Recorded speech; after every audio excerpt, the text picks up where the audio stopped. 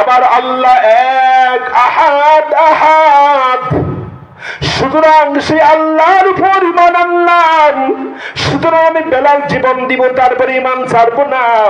সুতরাং যে ঈমান গ্রহণ করলাম, সুতরাং আমার তোরা বারবার মারতে পারবে, নিষেধ করবো না, বাধা প্রদান করবো না। কিন্তু মনে রাখবে বেলাল জীবন দেওয়ার জন্য প্রস্তুত হয়ে গেল।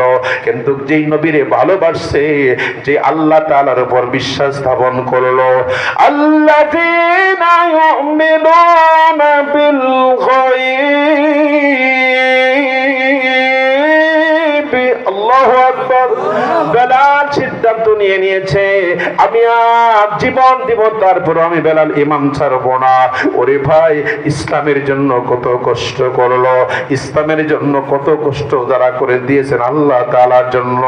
এই জন্য আল্লাহ বলেন বেলালের জন্য জান্নাত ওয়াজিব করে দিয়েছেন আমার আল্লাহ। জোরে বলেন সুবহানাল্লাহ। বিলাল রাদিয়াল্লাহু তাআলা নামাজ পড়ে, আমরাও নামাজ পড়ি। বিলাল রাদিয়াল্লাহু তাআলা আযান দেয়, আমরাও আযান শুনে মসজিদে আগমন করে রে যুবক। কিন্তু বেলাল রাদিয়াল্লাহু তাআলা নামাজের মতো নামাজ আপনার আমার হয় না। বেলালের মহব্বত ভালোবাসা একমাত্র ছিল আল্লাহ তাআলার জন্য। জোরে বলেন কার জন্য? আল্লাহ তাআলার জন্য।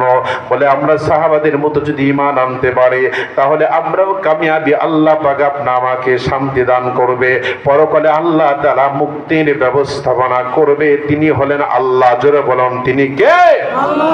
আল্লাহ। এবার আল্লাহ তাআলা বলেন, ও মানুষ, তোমার আমার হয় না কেন ঘোষ?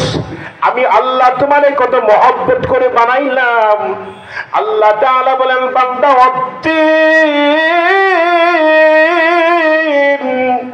তিন একটা ফলের নাম। তিন কিসের নাম? সবাই বলেন তিন একটা ফলের নাম। জান্নাতের ফল। কিসের ফল? যেই ফলের ভিতরে কোনো আটি হবে না। তাফসিরে মাযহারি আল্লামা সানাউল্লাহ পানিপতি রাহিমাহুল্লাহ তাআলা তিনি বর্ণনা করেছেন, যেই ফলের ভিতরে কোনো বিচি পাওয়া যাইবে না। বলে কারণটা কি? বান্দা তুমি লিচুর ভিতরে যখন কামড় দিতে আরম্ভ করো, আমার ছোট্ট বাবুরে সতর্ক করি, বাবা খবরদার আপেল কুল বড়ই খাবা, সাবধানে কাউ দাঁত ভেঙে যেতে পারে। ভিতরে একটা কঠিন পাথরের মতো আটি বা বিচি আছে। আমার আল্লাহ তাআলা বলেন, জান্নাতে মানুষগুলি যারা অবস্থান করবে না মুসলমান, জান্নাতে যে মানুষগুলিকে আমি ফল খাবো, এটা হলো তিন ফল। আর সেই ফলের ভিতরে কোনো আটি বা বিচি থাকবে না। কারণ দুনিয়া ভিতরে ওয়াল্লাযীনা জাহাদু ফীনা লানাহদিয়ান্নাহুম সুবুলানা, সূরা আনকাবুতের শেষ অংশে আমার আল্লাহ তাআলা বর্ণনা করে দিয়েছেন, আমার বান্দা বান্দীগুলি দুনিয়ার ভিতরে বড় কষ্ট করে আগমন করলো। ওয়াল্লাযীনা জাহাদু, যিনারা চেষ্টা করলো, মুজাহিদা করলো, তদবির করলো, আল্লাহ বলেন লানাহদিয়ান্নাহুম সুবুলানা, আমি আল্লাহ তাদের জন্য রাস্তা প্রশস্ত করলাম। আমি আল্লাহ তাদের জন্য সঠিক সরলের পথের দিশারি আমি আল্লাহ প্রদান করলাম। জোরে বলেন সুবহানাল্লাহ। ওই আল্লাহ তাআলা বলেন,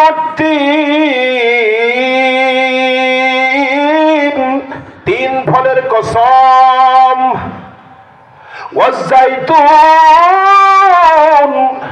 জাইতুনের কসম, অলিভ অয়েল তোল। আল্লাহ পয়গম্বর নিজের শরীরের ভিতরে ব্যবহার করত। আল্লাহ নবী বর্ণনা করেছেন, দুনিয়ার পাগলেরা রে, তোমরা যদি জান্নাতি তেল বলে অলিভ অয়েল তেল ব্যবহার করতে পারো, তোমরা রান্না করে খেতে পারো, তোমার চেহারা কোনোদিন গ্লাস নষ্ট হবে না। চেহারার ভিতরে আল্লাহ তাআলা জান্নাতি নূর দান করবে। ওই জাইতুনের কসম আল্লাহ তাআলা খেয়ে বলতেছেন, ওয়াজাইতুন,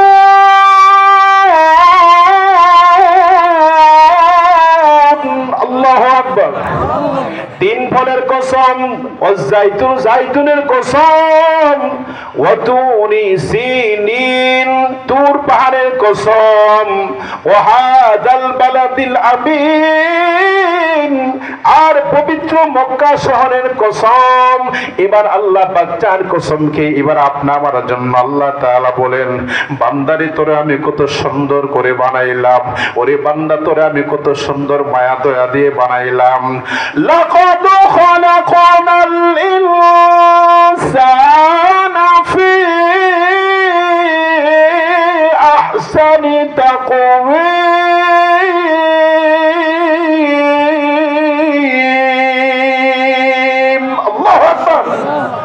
আল্লাহ পাক বলেন লাকাদ তাকিদ, লাম তাকিদ কাদু তাকিদ দিয়ে আল্লাহ পাক বুঝাইছেন লাকাদ খালাকনাল ইনসান ফি আহসানি তাকওয়িম।